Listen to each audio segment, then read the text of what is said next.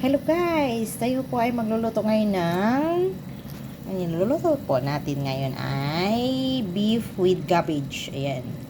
Saka, lalagyan ko po siya ng enoki mushroom. Ayan. Halo na natin yung enoki mushroom. Ayan yung enoki mushroom. Ayan. Halo na natin.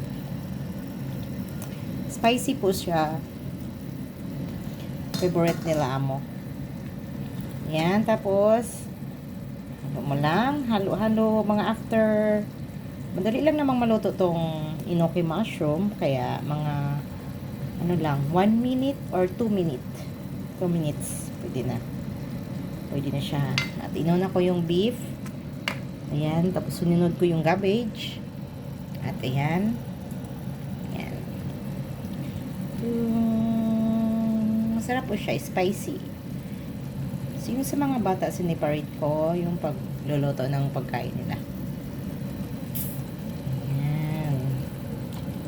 Ayan. O guys, tingnan nyo. Sarap yan. Sarap. Cabbage. Ang halo pala dito, cabbage, beef, and enoki mushroom. Yung sauce niya guys, ano niya, ready to cook na.